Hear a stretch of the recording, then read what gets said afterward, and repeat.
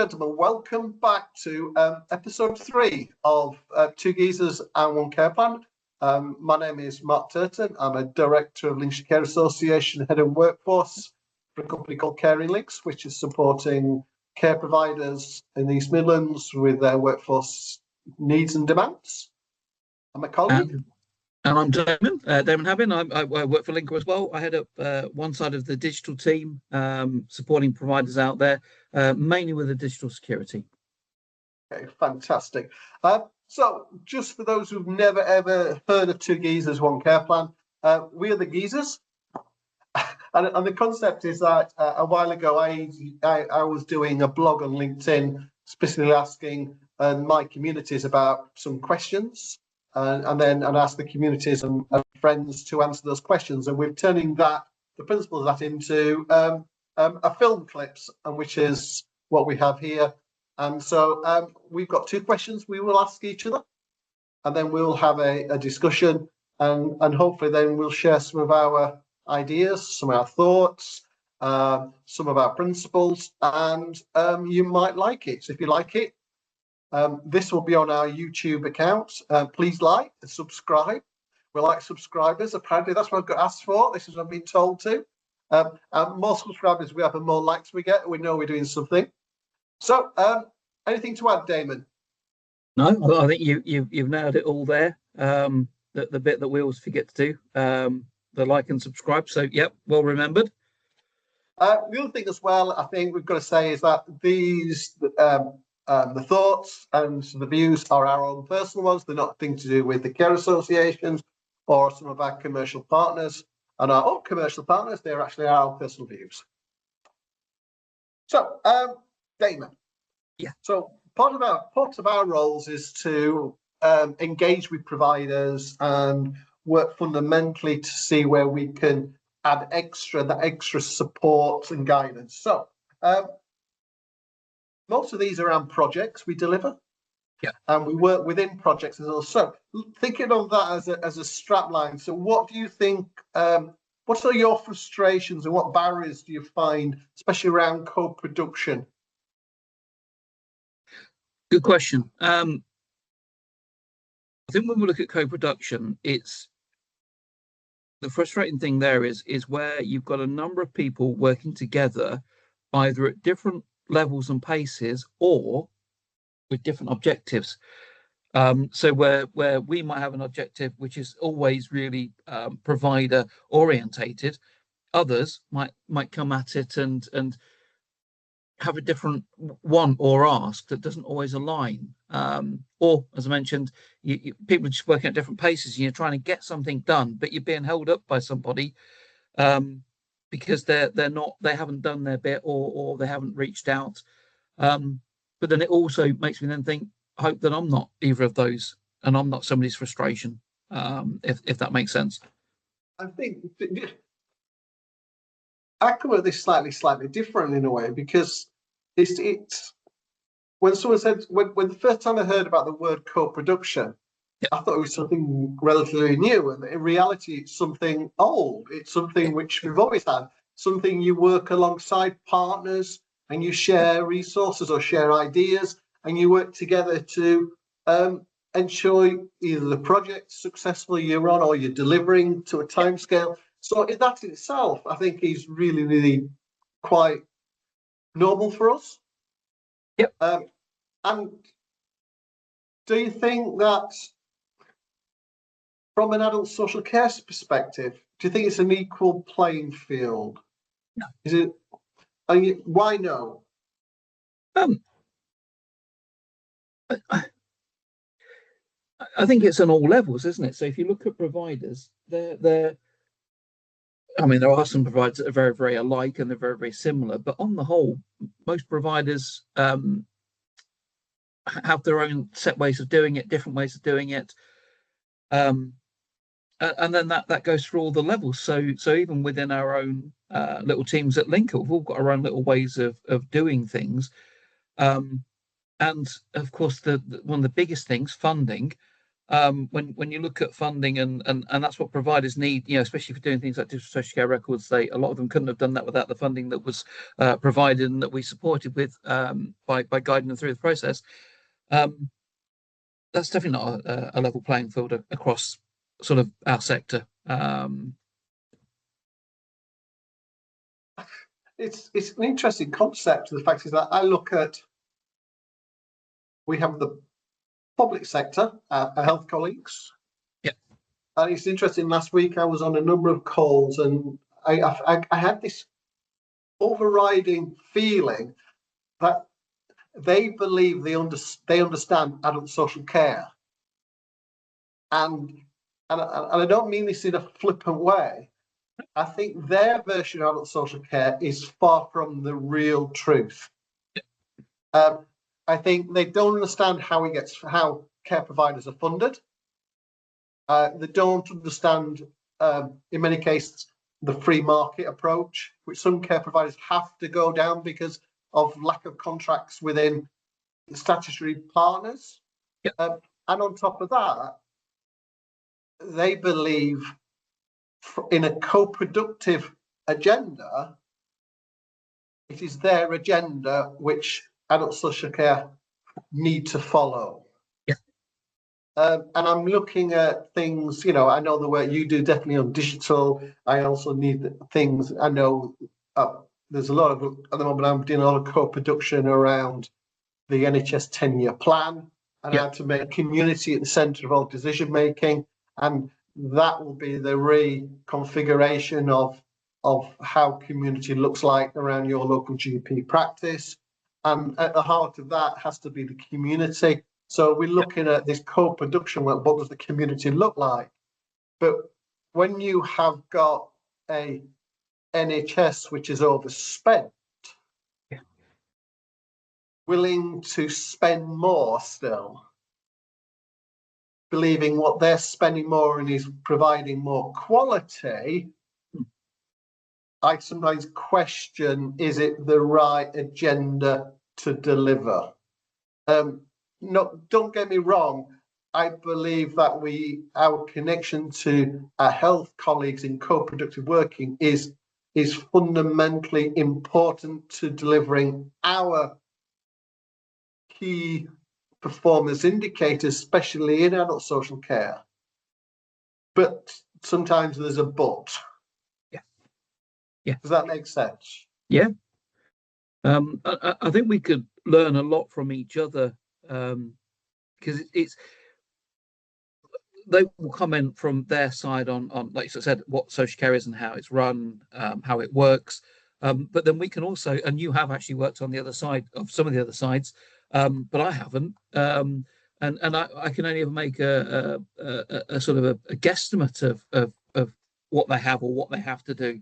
But something that sprung to mind was sort of talking to a colleague in a different sector. It was more the provider's point of view, but they were like, well, why didn't the provider get their procurement team in to have a look at it? And it's like, yeah, that provider, whether it be the owner or the manager, is everything. They have got all the hats, including the procurement team. They are the procurement team. So if they're going out to look for a system or to do something, it's them. Whereas other sectors, they have got a whole group of people that can go out and do the same activity, look for the best things and the right thing. And there is that sort of a divide, a sort of a gap there. Got a bit off topic there, but I think we're covering. We haven't, because in a way we're looking at barriers and frustrations around co-production. So in fact, actually, we are, because you talked about money. Yeah. So how that is funded differently across adult social care and health is a tantamount to a barrier. So whereas, no respect to our health colleagues, where they've had the bottomless pit of money for generations, so they've frugally spent, and they don't understand the word save. Yeah. So I can remember the time when I was a charge nurse on a ward, and we fundamentally used to have tape to tape up bandages, or tape on dressings. And fundamentally, we used to go in and get a new roll of transport tape out every single time. to suddenly someone said, "What are we going through boxes of these?" Because what we used to do, we used to use it, put it in our pocket, Yeah. becomes an IPC issue because it's Yeah. contaminated, and then we can't use it, which is full of fluff. Yeah. So it causes an issue. And then someone said, "Well, we'll put a roll of tape on a string, and then we'll just take one bit off again." And that went from one extreme to the other extreme, because you had to then go to another cupboard where there was a piece of string with a thing on, to take a bit of that, to take it to your bedside, and it was just madness. Yeah. But that's a prime example where someone has made a decision and hasn't thought fundamentally what the process is. Yeah. And for me, at the moment, it is whether, I have to ask sometimes, and again, this is my own personal view, are primary care networks, for instance, in health, the be all and end all of quality? Because one of the fundamental barriers I see is they've got no scrutiny. So there's no legal requirement that I know of that a care home has to have a primary care team to support them. It might be the NHS constitution or previous constitution, which definitely not in anything to do with adult social care. We're not commissioning it. So the big fear, I always remember this was a CQC event in Leicester I went to, where an owner of a number of care homes stood up and said, if I'm going to be measured by CQC under the regulations of the Health and Care Act, and where a partner in co-production of delivery, which could be the GP practice, which at the present moment, they are the overseers financially of the primary care network, so they set out what the primary care networks are and head up the local area. But if that GP is a failing GP, do you want the failing services in your care home, which could affect your rating? And co-production, we go back, this is co-production working. Yeah. And it's looking at what those barriers are. And the guy said, I don't want someone who I know, but if that who I know is not meeting the quality markers I would expect from my as a care owner. So there's this argument sake is who needs who to do their role. And when we look at co-production, I think that is important, where one of the frustrating barriers to me is where we have got people with different agendas. Yeah. And you have the archetypal silo person who sits and says, we will do this because we've always done this. We will do this because all they're bothered about is their own agenda and they're packed into their agenda. And then you have, social care used to be really good at this, because social care used to have their little silo where you said, actually, we don't want to be part of the community. We're quite happy to be isolated in this street where we'll allow the public in, but only for visiting. Yeah. I think that mentality has changed drastically in the last 15 years. More so since COVID, because I think it's about communities now coming closer together. Yep. And the fear of a care home and home care, as another example, has been reduced substantially by people's change of conception in the general public. I know, for instance, the work you are doing, yes, it is central funded, but for you, where do you see your barriers? So this is on the digital arm.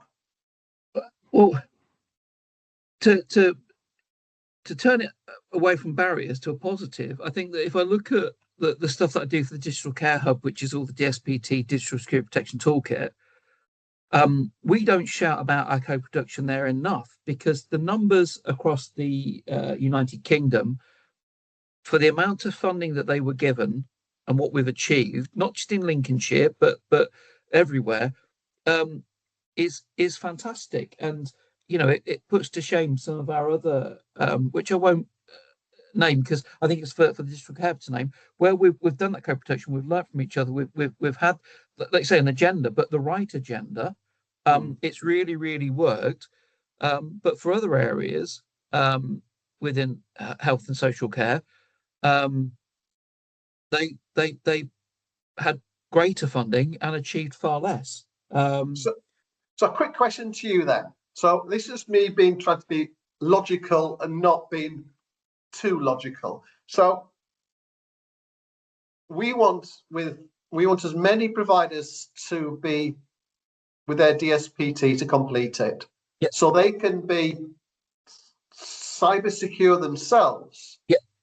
Through the toolkit to Yep. road test that bit. So we get that, and the numbers across these Midlands are going northwards. They're going really well. Yeah.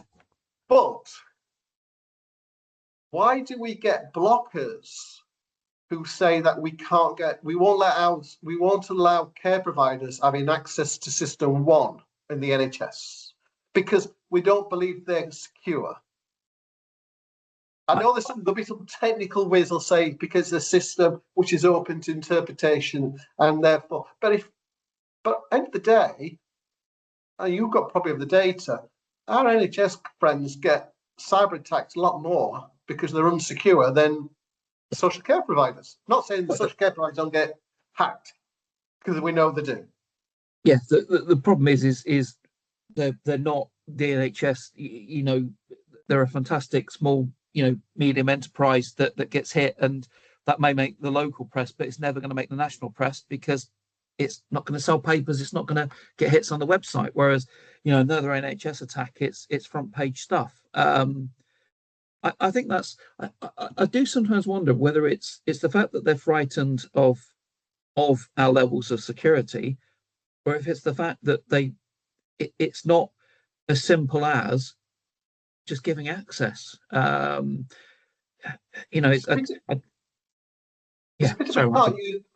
thinking it's a pity we can't use DSPT as a quality marker to say these homes or these providers have reached this marker, and it's about like the ISO numbers you used to have, didn't you? Or and if you can have that as a marker, it should give some reassurance to the market. Yeah. And under co-production, it's a case of tick.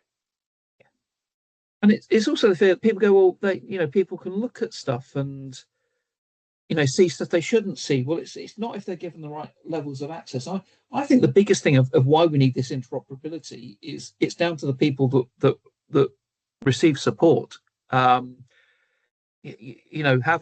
seen the paperwork of people coming into the system versus the paperwork that people have got when they go into, have see the GP or have an operation. Nothing against care plans that are done by others. On the whole, care plans that I've seen done by social care providers are far more detailed. They're just brilliant, and they build a picture up because unfortunately, especially in domiciliary care, you can have any number of people having to go and visit because of many reasons. But when they do go to provide that support, they've got a care plan that gives them a bit of a detailed picture of who the person they're going to visit is, so that they're off on the right start. But having had people, one of my own children, that had to receive support and care, every single time the first question they kept asking was, "How are you today? How are you today? Are you all right?" And all I kept thinking was, of course he's not all right. If he was all right, he would have been here. Yeah. And they had no idea, wrong surnames, wrong first name, and I had to say to one social worker, their boss, that this is getting very close to me, taking it further, because this is why, on that side, off on a real tangent, that's why children die, because you've gone to the wrong address, you've got the wrong person, and the person you should be supporting isn't getting support because you got it wrong. And I'm not saying that social care doesn't get that wrong. I know I've made mistakes through miscommunication, but you realize that mistake, you have protocols in place, you spot that mistake, you rectify that mistake, and you apologize, and you move forward. But I would love to see, and I know that Digitising Social Care are working towards a platform that will then, merge with the NHS spine, because I think once that door's open and NHS and other colleagues can see that social care has got, they're going to be, we need more of this, and why didn't we have it sooner? You know, you look at the data we're now getting on with Zan, the amazing work that Frank's doing. He's taken that past, and Sean and Alistair, they've taken it past the next level. They've knocked it into the next century. The work they're doing, and I don't know how that side thinks, but I just think if you've got all of this data taken on a person, and you can tell them when it was taken, why it was taken, why you wouldn't want that, I don't know. Good point. Right, I think we may have exhausted that question. Yeah. I keep looking at the time and thinking, yeah, it's going to be quickly on to number two. So question number two to you, Mark. Nice and short. What does success look like? Difficult question. Good question, but very difficult to answer. I think success to me, it's about achievement. It's about how do you measure that achievement as success. To me, in some cases, having a project and finishing the project is success. The importance to, as within contracts, and put it, I deal a lot with contracts nowadays, is the importance of putting KPIs in it, metrics in it. Therefore, you've got a measurable element of what success is. But I've worked in adult social care since the very early, the start of the millennium, and we never had metrics, we never had KPIs, we had success. So I think it's we're modernized to business. I think adult social care itself is a success. I'm sure some reputable newspapers will disagree with that, and some media outlets, but there's some drastic changes which have took place to acknowledge that what success really looks like. And success can be anything from how we market a product, and we've got a lot better at that. How we talk about our product. I think success from a workforce perspective is the encouragement to say to a member of staff that they are a professional carer, not just a carer. And this is based on them feeling they have been empowered to do something which is making a massive difference. And I think that in itself puts them as being our success, as in ours as a sector, not just me personally. And I think that is very much open for an individual's concept of whether its success is classed as something like that. What about yourself? Well, I've got two real quick ones. I think you just made me think of, because I've got my first one, which I'll do second. But as both being trainers, we've both seen those people come on board. They don't know how they've ended up in the training room, but they're in the training room. They're doing the training. Their first steps on being a sort of a support worker, and they've got no confidence. They don't believe they can do it. And then 6 months later, they're on the road to being a senior. And 2 years later, they're assistant manager.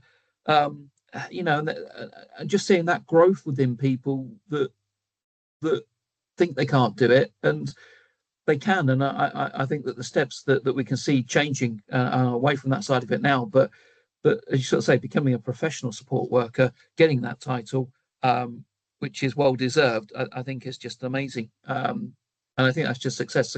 Seeing people grow and realizing, what social care is, and actually what a great career it is. I don't think it's what people think it is.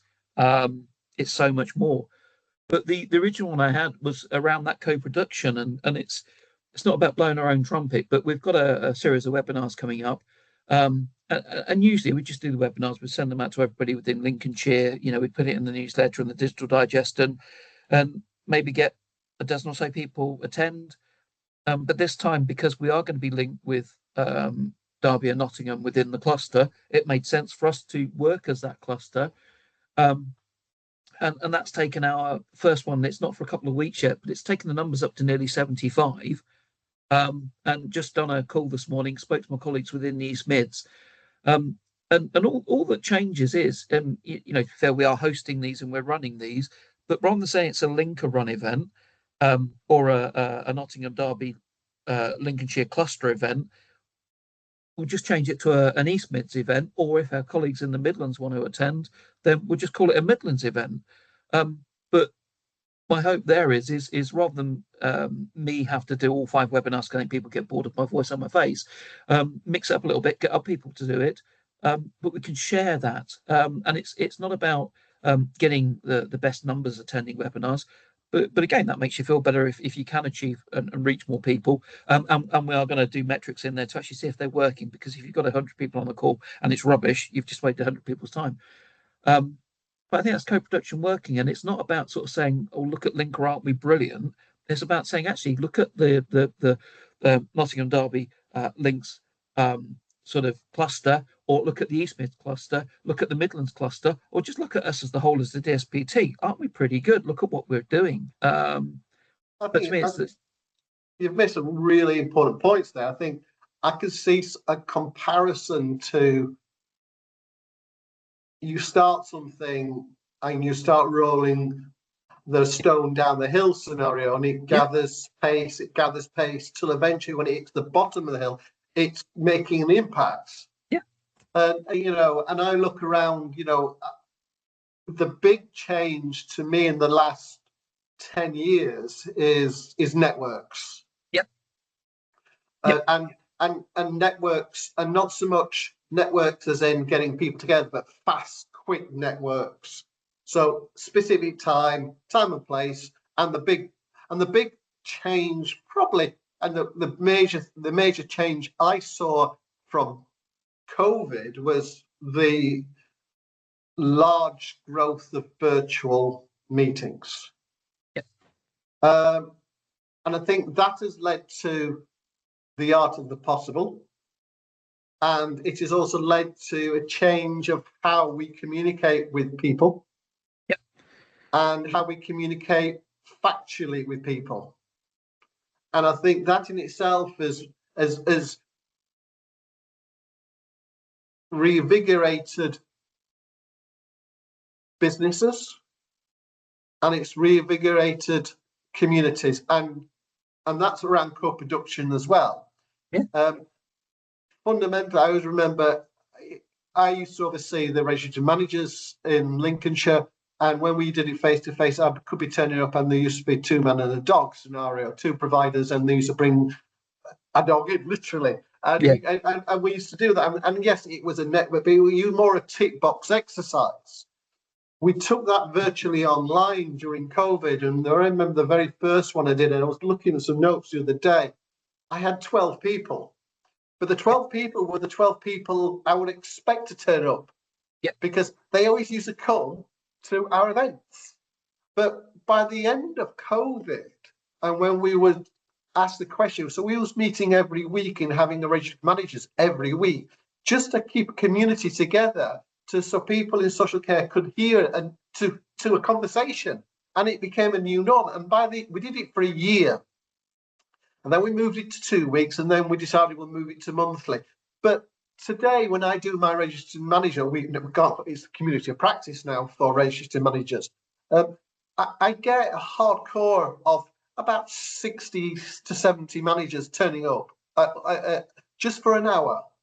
And it's as though they're happy that the content I'm giving them is good but safe content. So we have regular slots from the discharge team at the local hospital through their social work department. They're at the hospital, they come and do an update. They talk about some of the issues they're going through, and some of the things they want the care providers to support them with, both from home care and both from the care homes. But we also now have got safeguarding, the safeguarding coming team, because they want to support managers and support providers. So there's areas where we suddenly opened up in different spheres and different pathways, which we've never done before. And I look at that, and I look at why that makes it successful to us, is because we've got a product now which is a successful project based on external comps. I think there has been a massive change, hasn't there, in the way that people, I think, look at and how they view things. I think some barriers have been broken down because of it. I mean, I'm really proud to be supporting the Wizan side again. They've got a virtual, not it's not virtual at all. It's an in-person meeting. A care home said they'll host it, which I think is amazing. It's really brilliant as well. It's one that's walking distance for me. But just looking at the attendance list, there's a number of the other providers that are going to come, as well as the PCN Enhanced Health Care Home team. But it's that rather than certainly when I started in the industry 17, 18 years ago, it was I worked for Allied Healthcare, and it was a really big concern. But we almost didn't like our closest branch, which was in Cambridgeshire, because they were seen as our competitors. And I just think that's madness. We're one and the same company, and we don't like each other. Let alone other providers that were on the same business park. I mean, it's silly, but it's interesting. I did some work around this because I used to, as you know, I used to work for one of the very large social care providers in England, and we asked staff, where's your loyalty? Is it to the brand or is it to the place you work? And literally, I think it was about nearly 90% went for where I work. Yeah. They didn't see any worth in the brand, even though the brand paid their wages. They gave them a uniform, a contract with the brand, but they didn't recognize the brand. So we, as an organization, we had to do a lot of work on that, on actually how do we do that? And we go back to talk about bring that to success. The success is we got the brand. And so people, therefore, we changed the uniform gave a bit of more security. What made it difficult is when I joined that care provider, the carer's blouse was the same blouse as the people in Morrison's wore. So it was literally, there was no connection. And therefore there was nothing to say, this is who I work for. And I think that's around social identity. So success. So as a person, I look at you and I see a man who's had unbelievable success in the fact that where you came first time and the first conversations, we both joke about these conversations we had at an event when I said, I think you should be doing something different, David. Yeah. And where you are now, and this is no disrespect, I see that as success, is where someone has looked at the core values that they have as a human being and identified the skills they have as that human being and has molded themselves to the role they are given. So we may talk about this in a later chat. It's around, would I recruit you as you were 7, 8 years ago to the role today you deliver? And I bet if you were there, you would say, no way. Yeah. But I see the success is you've got there, you've done it, you do it, you've got there. Yes, you've had barriers and you have a lot of hurdles to go through and jump over. And in some cases, a lot of walls you've had to knock down to get through rather than actually go round. You've actually decided, no, I'm going to go straight through this wall. And I think that to me is a success both as a human, but as a colleague. Yeah, agree. And that's about change, isn't it? It's not about being stagnant. It's about accepting and being open. And I don't think they're easy things for anybody. I think what makes it even better is the fact that I've gone past 50 now, but I'm more open. I mean, some things I'm a proper stick in the mud and I know what I like, but on stuff like this, it's about being open and again, I think it comes back to that first question about co-production. Just seeing the value of working with people to achieve the same goals, and not seeing these people as a threat or as a or they're shinier than me. It's like, do you know what? I know what I do. Just going out and supporting a provider. Very lucky to go out the other week and do some face-to-face stuff. That's enough for me. I know I made a difference. They were very grateful and thankful.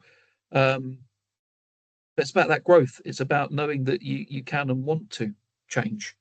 Yeah, and I Um, think on that, I think last before we move on to tips, yeah, I think, do you think success is about trust? yeah, So when, to me, it's a case now, let's logically think about it. When people come to me for advice, they trust me that they're going to get advice, but they'll get balanced advice. yeah. And that could be around workforce, it could be around productivity, optimization of a business plan, or specifically around risk and how a business manages their risk. And I see that now as, which the last little mini question I'll ask you, and you may want just is, would you employ yourself as you were 15 years ago to a role in your team today? No, no, Because completely different. yeah, because Yeah, I couldn't see myself 15 years ago, or probably longer. I couldn't see myself having the confidence to do what I do today. In fact, I wouldn't have applied for the job. Does but that make sense? yeah, it does. It does. But it's like when you speak to people and um, I couldn't do what you do, especially when it comes to public speaking or bits like this. And it's like, well, public speaking, it to me, it's no different from what we're doing now, although this has been recorded. But if we were just having a conversation, or there was three people having a conversation, um, as long as you know what you're talking about, and you're not just telling porcupines to or making it up, you're being genuine.